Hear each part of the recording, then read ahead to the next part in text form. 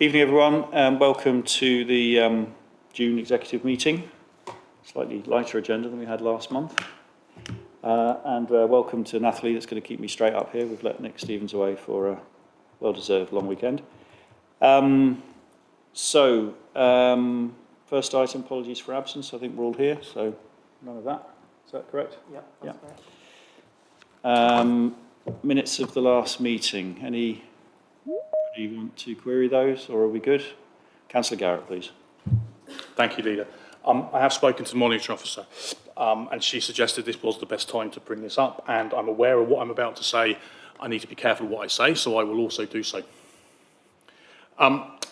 During the last Executive Committee meeting, the Leader claimed that no one had raised concerns about the impact of selling Deep Cut Car Park in any previous meetings of the Property and Regeneration Working Group. This issue was discussed during the Executive on the 20th of May. While the YouTube recording of the meeting clearly shows a discussion took place, the current executive minutes omit any mention of it or its exchange.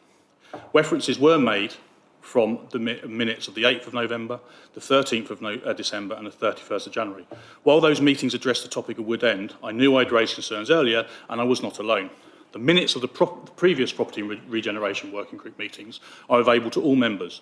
Notably, the May 24 minutes confirm that concerns were raised, though they do not identify individual councillors, they clearly state that members voiced concerns.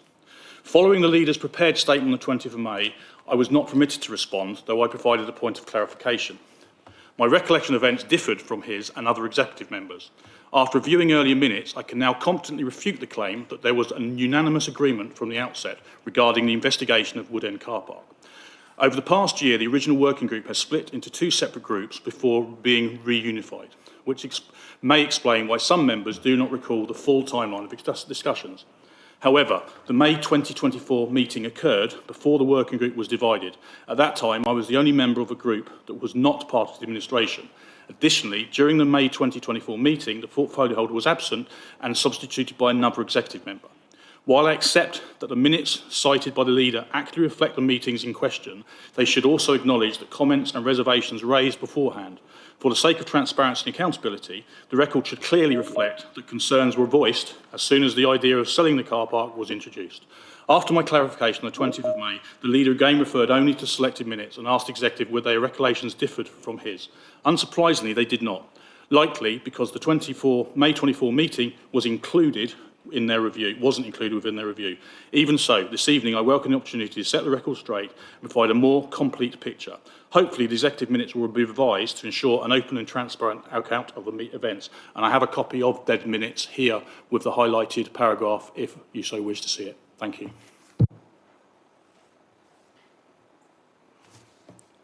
I'll just take consultation, thank you.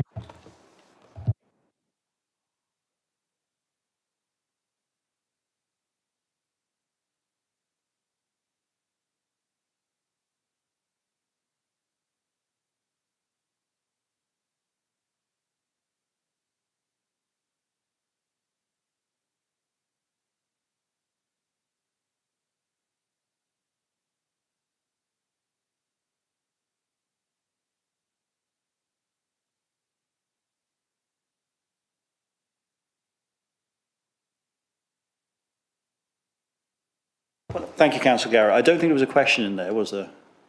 No, just clarifying the minutes. Yeah. So I'll just correct one thing. I think you referred to a prepared statement by me. There was no prepared statement by me. So, yeah, no, it's no problem. I just thought if we're going to do that, then let's just be clear about that. So just to clarify, the minutes that I quoted in the previous meeting and had validated by the executive was correct. You're quoting different meetings to those meetings. That's fine. Thank you. Good. So we'll move on to, I think we were on interests, weren't we? Declarations. Any declarations of interest? No? Okay, relevant to today's. I think we're all good. We're all good. Okay. Oh, sorry, Councillor Rice, please. I think we haven't formally accepted the minutes.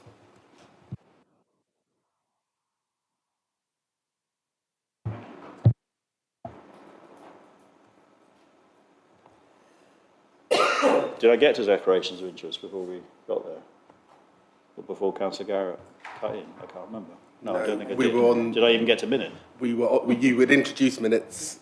Right. That's You fine. asked for any Okay. comments. Councillor Fine. Garrett then spoke. So with respect to the previous meeting's minutes, is everybody okay with those? Agreed. Thank you. Thank you, Councillor Rice. Declaration of interest we've covered just a second ago. Public question time, I don't believe we have any. Okay, good. Questions by members.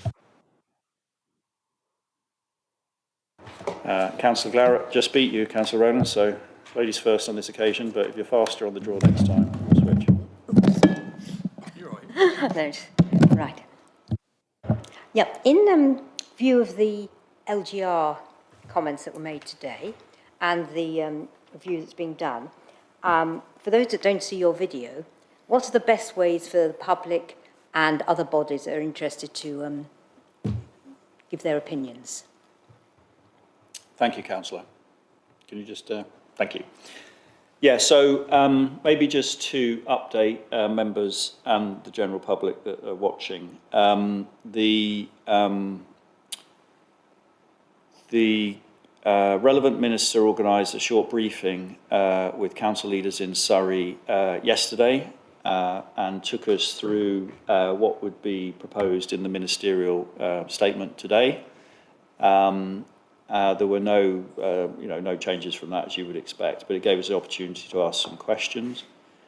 And one thing I would compliment the current government on is their regular updating of us and making themselves accessible. Both the ministers and the ministerial team as well have been very helpful in that regard. The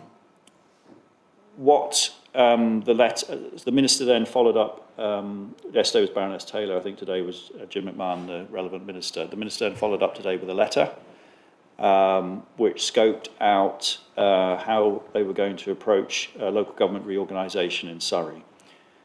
So they have ruled out the option put forward by Reigate and Banstead and Crawley because it didn't meet the various criteria in their original official invitation. And the public will be consulted on two options for Surrey. One is the 2 unitary model and one is the 3 unitary model. That will be open, I think, till the 5th of August, from memory, for the public to feed back on. Now, it is a statutory consultation, which means it's aimed at statutory bodies, and there's a list of those that it's been aimed at. However, we've also given them an extended list that they will send out invites to. For example, parish councils would be one of the second group, whereas Surrey Fire and Rescue might be one of the first groups in terms of the different bodies that might be consulted.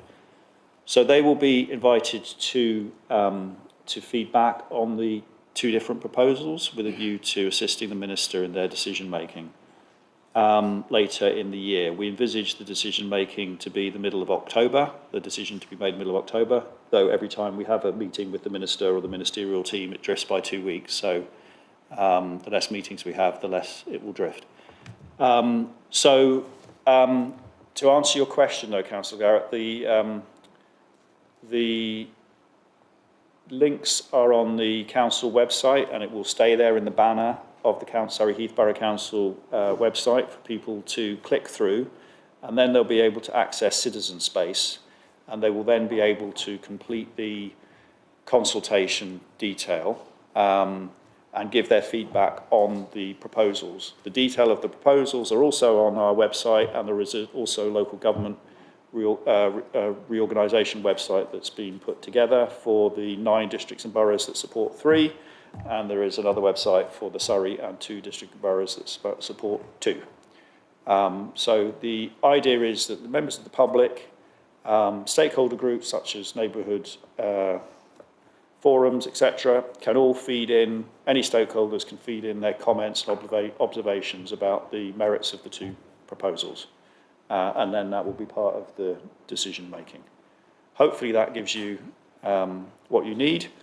Obviously this council voted for 3. We believe in keeping local government local, and therefore we hope to get positive feedback from the public on that.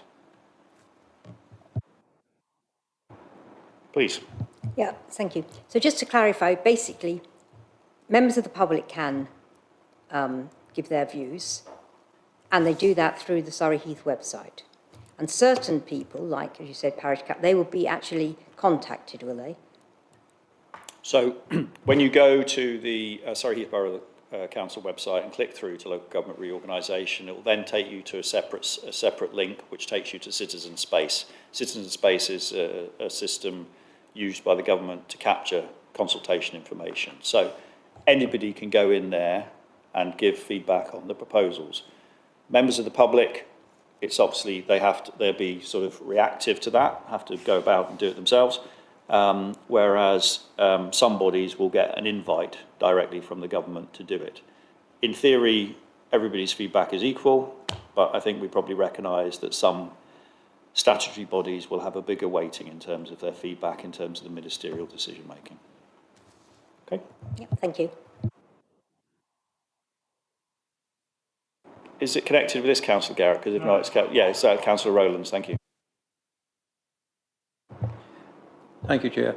I can find no reference anywhere to the decision to close entrance to the public to this building at 1 o'clock. And I think it's a deplorable move, because for many people, access after 1 is essential. So the question is, in the decision to close the building for public access at 1 o'clock, was the justification to save what must be a minimum amount of money, or a larger concern about the general access of people who may find it difficult to get in earlier in the day? What was the basis for that decision, and why wasn't it reported properly to the council?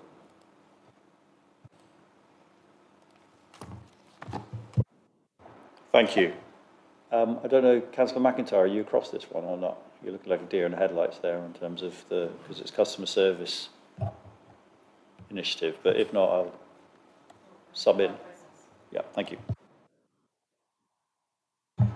Thank you for your question, Councillor Rowlands. It was one of so as part of the transformation agenda that we've been going through, there were a number of proposals put forward by officers. That was one of the proposals which we accepted, and we looked at it based on usage, how often people contact us during those hours, other boroughs and councils across the region, to make sure we're in line with those, and it was deemed as sufficient, a good saving with least amount of impact to our residents. I think we did communicate it, but as it stands at the moment, I can't quite remember when or how, so we would need to go back to that and check and come back to you on that one. Thank you, Councillor McIntyre. Yes, I think from memory we can check it, but I think it might have gone through members' briefing. If it didn't, apologies, but at the end of the day, that one's an operational decision. There's no requirement for it to come to the executive for approval. Councillor Rowlands. No, I'm saying there's no requirement for that level of decision to come to the executive. So it's an operational matter that the chief executive would have executed through his own authorities. Query whether closing at 1 o'clock or closing at lunchtime isn't quite a serious issue. As Councillor McIntyre said, it was data-led in terms of what the traffic is. It was also looked at from the point of view of the cost savings that we need to make in order for this council to continue through to unitarisation. So I'm sorry that you feel that way, and I'm sorry for any members of the public that are impacted, but there was a rationale and a business case for that decision before the officers executed it. Okay?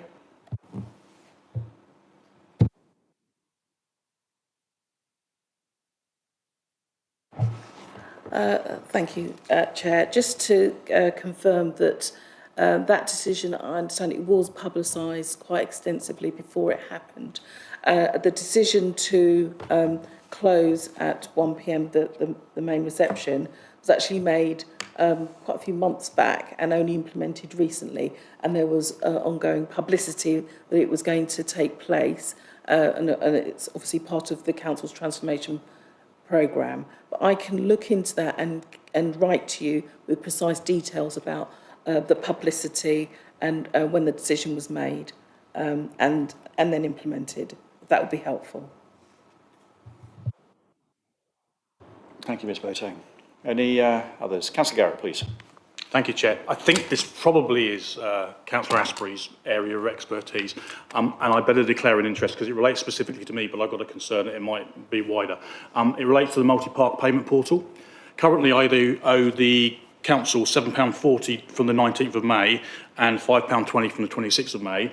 Having set up the portal when it was launched, I've had 2 failed payments. Now, I have chased that with a relevant parking officer, and still I have not paid it. And that's not because I haven't got the money, it's because I had no request to pay it. Now, my concern is I am a upstanding person and a councillor that wants to make sure it's paid. My concern is how many other failed payments are there, and is it just me that they don't like Santander, or is it something there are other, and I'm not expecting you to have that information at your fingertips, but I wanted to bring it to your attention. Thank you.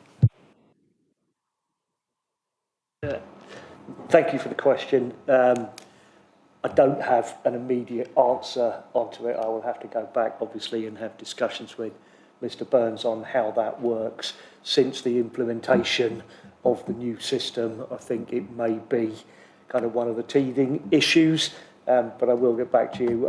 What I don't want is, 1, for the council to be missing out on payments, or 2, for us to start sending out penalty notices to people who have had a failed payment through no fault of their own. So please, I will go back to Mr Burns and I'll get you a written answer on that one. Thank you. Thank you, Councillor Garrett, for your honesty. I was given a full pot of paint by Screwfix the other day, but it wasn't mine. I took it back. I'm still waiting for a thank you from them, but never mind. Thank you for that. Okay, any other questions? Councillor Rowlands, please. Yeah, have we, it's obviously it comes operating on the basis that we should not be in debt by the time that we cease to exist. But what I don't have is any clear indication whether that is the approved government attitude towards this council. I've never seen any paper indicating that if we happen to be 500,000, a million in the red by the time of Surrey Heath disappearing, that with this would result, or appeared to be, this would result in any form of moving supervisors into the council and taking over. So the issues that have flowed from that, and the whole area of seeking to find spaces and property in the borough to sell, etc., is fabricated on the basis that something like that would happen. But where is the evidence that the government would move accordingly, bearing in mind we're surrounded by Woking and Surrey Heath in mountains of debt, that our indebtedness, even if we were highly improvident, would be minor attached to that? Councillor McIntyre, do you want to take this one? Thank you. Put my teeth back in. Thank you, Councillor Rowlands. So we don't need the government to tell us anything specific about whether or not we should be in debt by the time the unitarisation goes ahead, because it's a legal requirement for us to set a balanced budget today. And if we don't set a balanced budget today, which requires us to take up from reserves and to have a financially sustainable future, then we have failed in our obligations. And the Section 114 notice will be issued, and we will go into bankruptcy, and the commissioners will come in, which then, as I explained at PNF the other night, requires all sorts of services to be stopped. It requires really painful decisions to be made, and our council tax could go up astronomically as a result. So I'm not expecting the current government or anyone else to tell us that anything has changed about our fiscal responsibilities. I'm expecting us to continue to maintain a financially sustainable council and do it responsibly. Councillor Rowlands. Is the corollary of that then that we work our way through any holdings we hold, car parking, power parks, etc., seeking to find possible avenues of income as a justification to avoid being placed in that category, I can't see that absolutely follows. There must be an indication of the extent to which we would seek to avoid that and behaviours that would, by a council that would follow accordingly. Well, I mean, it seems that we may have gone beyond the necessary requirement to keep our accounts in good order, and that might be beyond what might be expected of us. I would love to be able to say that we've gone beyond our requirement, because that means we've closed the gap. We haven't closed the gap. We've got a lot of work to do in order to try and close the gap, and there's still a lot of risk in those numbers to close that gap. So I can't say any more than I've said at council meetings, executives, P&F. We do not have sufficient income and sufficient reserves to continue through to the end of the MTFS, which we need to have, without taking significant action, which we're doing through the transformation programme. The moment any of us on the executive think that we are saving too much or we're making the wrong decisions because we suddenly have a pathway through to green, I'm sure everyone's going to say they would like some more money back for their services. And I'm pretty confident no one around this table currently feels like we've got enough to hand around willy-nilly. So I agree with you, Councillor Owens. We don't want to cut things, and we don't want to make our residents' services any further reduced than they are today, or sell assets that are working for us. But we do need to be responsible, and we are going to make the decisions that mean that by the end of the MTFS, or as soon as we go into a unitarisation, we are handing over a financially stable council, which leaves the future of this borough, whatever that looks like, in a good place for our residents. Thank you, Councillor. Just to add to that, we're out of time, Councillor Rowland. So just to add to that, I just refer you back to the medium-term financial strategy that was presented in February. That's got all the detail in it and our financial projections and financial challenges. And I also know that, could say Ms. Worsfold, try again, Mrs. Radford will be presenting the outturn report shortly, which will also give us a good insight into where we stand at the end of last year and what the projection is forward. So I would suggest you hold your horses, but be in no doubt, if we did not act in the way we are doing prudently, the commissioners would be in here in the middle of next year, in the same way as they've gone into Spelthorne recently, okay, and they went into Woking, and then this council and you as members lose control of the priorities for our residents at that point. So just refer you back to those documents. So we'll move on. No, you can't, sorry, we're out of time now, we're guillotined now. So if we move on to item 6, which is biodiversity duty and local nature recovery strategy, I think, Councillor Ashbury, this is yours. Yep, thank you, Leader. This is one of those topics which kind of straddles my portfolio and Councillor Rice's portfolio, environment and the built environment, but I'm presenting it. The biodiversity duty requires us as a local authority to take steps to conserve and enhance biodiversity, and we're required to present our first consideration of this duty with periodic reviews of no longer than every 5 years. We are required to publish a biodiversity report which documents the policies and actions being carried out to comply with this legal duty.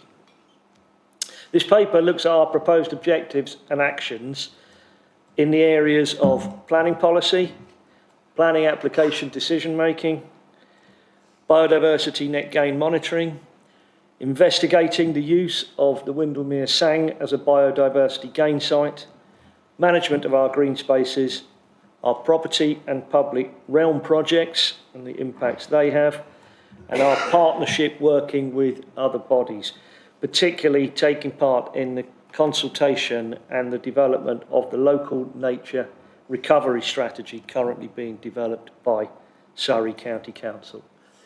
This topic and this paper was discussed at the last Built Environment and Regulation Working Group at the end of May. No concerns were raised by members of that working group. I therefore propose that the recommendation as detailed in this report is adopted. Thank you, Councillor. Any questions from anybody on this one? I don't know who went up first. Should we give it to Councillor Garrett this time? Yeah, Councillor Garrett, please. I've got a couple, but I'll ask first. Well, it's first in a couple. Okay. So I see mention of species like great crested newts and silver-studded blue butterflies. I appreciate the paper is alluding to the reduction of these numbers of such species. What are we basing that information on? Because obviously a lot of this is based on those things. Is it a national statistic? Is it an algorithm that someone's worked at somewhere? And the other question is, are you able to allude on what the nature space scheme actually is? Because I did read it, but I'm not 100% sure. I know it's free and I know developers have to do it, but do they have to do it is the question. Can we force them to do it? I'll take the first question first, and I will look for assistance on the screen from the experts who have been working on this, Ms Chillian and Mr Dent. The species relate to a baseline study that was done at some point in the past. I look for the time, which has looked at the reduction. So the experts will give us that. But that is what it is based upon, where it says a number of species in Surrey have been in decline, and then it gives the examples you quoted. That is the result of studies, but I will look to the experts on the screen to give me the timescales over which that has happened, if I may. Yes, I can give a bit more information on that. So the study is the State of Nature in Surrey report, which was published a couple of years ago, which looked at several decades of empirical evidence from the county of Surrey as a whole, and it looked at thousands of different species, and their populations have been recorded by the local recording groups. So it's very well evidenced, and that's been published by the Surrey Nature Partnership. So that's a key part of the evidence base. As regards to the Nature Space scheme, that is a scheme which is for developers to get their permission to develop in terms of the licence for the, any mitigation for great crested newts in a more timely fashion. So it enables them to have a sort of one-stop shop by the fact that the council would be undertaking district level licensing rather than them having to seek a separate licence from Natural England after their permission is granted.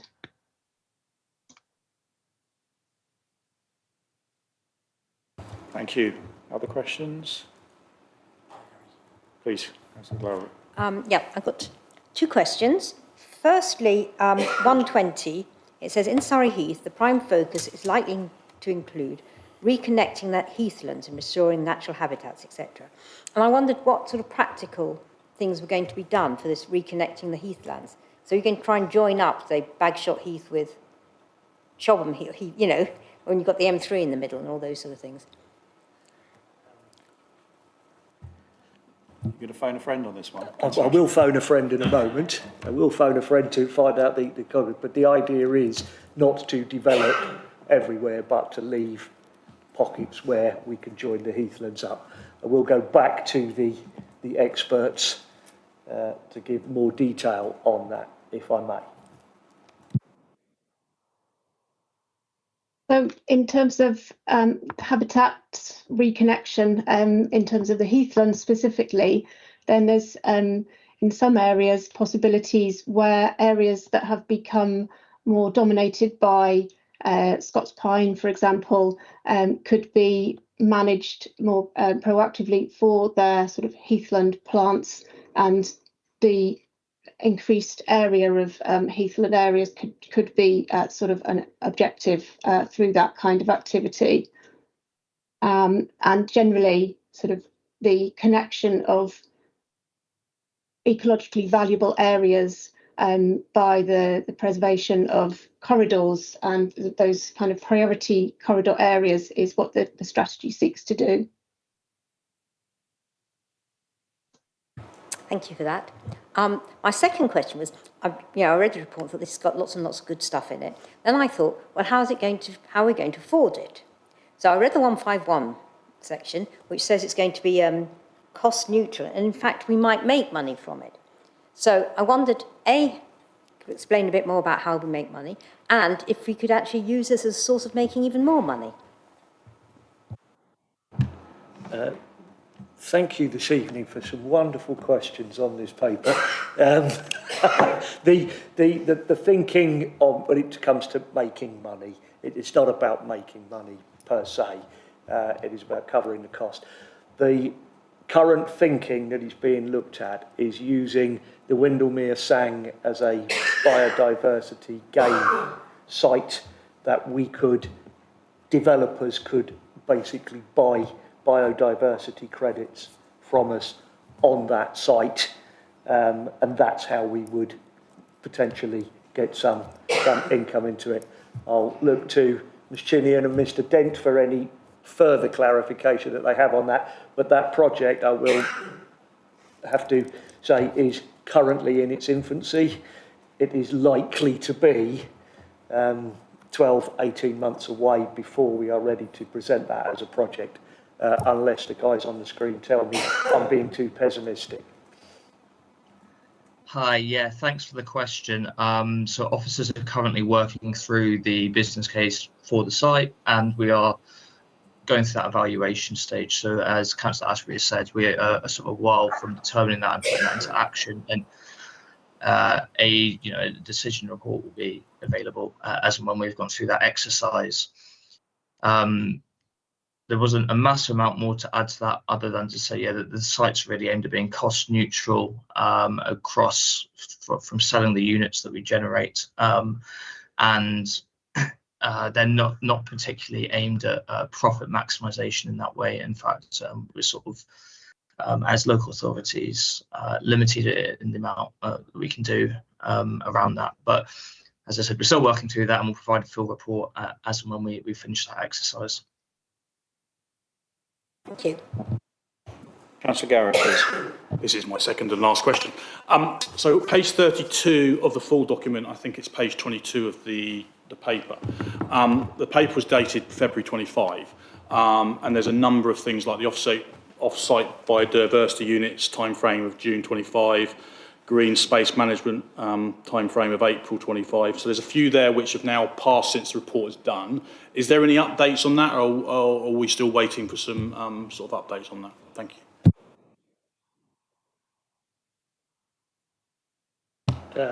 Thank you for the question.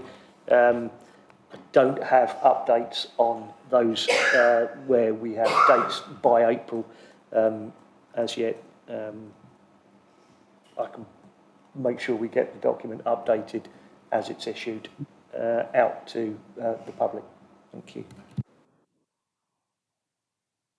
Your question, Councillor Garrett, was around sort of the table from page 21, 22, the action plan. Yeah, I think if we could offline just get an update on what's been completed, because there were quite a lot of dates that have gone in the past. Just be good to know whether we're on track or not. Is that all right, Councillor Ashby? Yeah. But I don't think it inhibits any decision about endorsing that today. Going back to your question, Councillor Garrett, was my only observation around the management of the heathlands and stuff is gorse seems to be hated.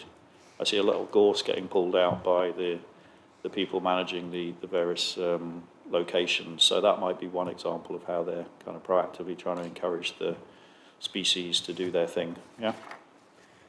Councillor Rice, please. Yeah, I might be able to give a bit more kind of an answer on some of the points in the table that Councillor Garrett mentioned. I do believe that point 4, the off-site biodiversity units, is because it's the investigating the feasibility, which is what Mr Dent has just referred to. So I think we have investigated the feasibility. The implementation is the next step, and I believe the kind of reviewing of the existing SANG management, I believe that was also being done, because I believe I had an update from Ms McCubbin earlier, and that as a part of the looking at where we could potentially do this scheme, we've looked at all of the SANG that we have, and Windermere provides the best opportunity. So I think I do agree with the leader that an official response is, an official update is needed, but I did just want to, my understanding is that the dates that have passed we have achieved or we are currently achieving. Good. Anything else on this one? No, I think it's a good plan, and we'll engage constructively with the partners to try and move it forward. Yeah. So are we happy with the recommendation as it's stated? Agreed. Thank you. Okay, we move on to executive working groups. We had quite a long and confusing conversation on this topic a couple of meetings ago, but I think the basic principle here is that we agree to the release of a whole minute or set of minutes or a severely redacted set of minutes if the need arises. And the proposal today is that we release with minor redactions the Net Zero Environment and Leisure Working Group notes, but the notes of the meetings of the Property and Economic Development Working Group remain confidential for the current time, as there are too many things within it that are still commercially sensitive for the Council's perspective. Has anybody got any questions on that as a set of principles? Please, Councillor Wright. I did just want to, just for the Net Zero Environment and Leisure Working Group minute notes, there are a number of minor redactions, and those are primarily because we're still in a tendering process, so that it's only the commercially sensitive information that's been redacted, specifically around some of the recent SIL grants that have been granted within Frimley Lodge Park.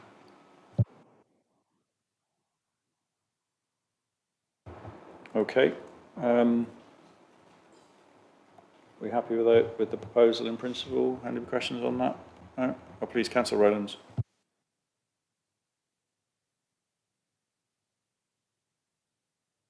Sorry, Councillor, could you press the button and start again? Rewind. Yeah, I'm talking about one of the proposals, which is the London Road Victoria Avenue car park, where we've just had a lecture about economic priorities. Sorry, Councillor, that's technically that's an exempt item. Well, there's nobody here. It's gone. No, but it's Yeah, but online. we're broadcasting live. Okay. So, that said, the proposal to market that site is now in the public domain. So, provided it's the concept you're discussing, Yep. not any of the commercial details, I think we would be okay with that. Is that okay? I'm sorry to shut you down, but I just wanted to make sure we're on the right side of the line. So, please, continue. Yeah, well, reference must be made to this particular car park. Superficially, it looks as though there is surplus in it, but there isn't. I think I should remind you that there is a major tower block, housing tower block being developed on the London Road and Victoria Avenue corner with 80 premises, and certainly there isn't a corresponding amount of parking available. And the only parking available is in this particular car park. And as you go around the area to various places, for instance... Sorry, I think I'm going to stop you, Councillor Rowlands, because the discussion on this paper is about whether to release the minutes or not, okay? And so you're delving into a detailed item of a set of minutes that we're not proposing to release in a forum that we shouldn't be discussing the detail in, I think. I think there is a different place for that discussion to happen, which is the discussion you want to have, which I understand, which would be at the point in time in which officers make a recommendation to the executive to make any decision. At the moment, there is no decision apart from to market the car park, which is what's in the public domain. So, whilst I have some sympathy with you wanting to discuss it, I don't think it's relevant to the paper here, which is about the release of the minutes. Just going back to your point, and I'm not on planning routinely, but considerations around the parking requirements of any specific development are discussed within the planning environment, and a decision made at that point. Should the parking provisions for the block that you are discussing not have had sufficient parking, it would have been for them to mitigate that in some way. And I'm sure the council would have engaged with them if it had wished to purchase parking permits or whatever. So that's my only say on that piece, is we can't connect two different decisions in that way. That's not appropriate. Councillor Garrett, please. So someone else that you know quite well, because I'm not going to mention any names, is on that committee. And if you have an issue, I would suggest maybe you relay that back to him, because he can make sure it's discussed at that relevant committee. I think I've pretty much covered that without saying much. Yeah, there is. So the Property and Economic Development Working Group is involved in those types of discussions. But at the moment, the decision has been to market that. Any decision to progress further than that will come back. I think it comes back directly to here through the portfolio holder at that point in time, though the relevant committee will be updated on progress. With respect to the planning decision, Councillor Garrett may be able to advise you offline as to what the discussion was around that tyre block. If it may have been a delegated officer decision, I can't remember. Okay. So with respect to the paper today, it's about the release of these minutes.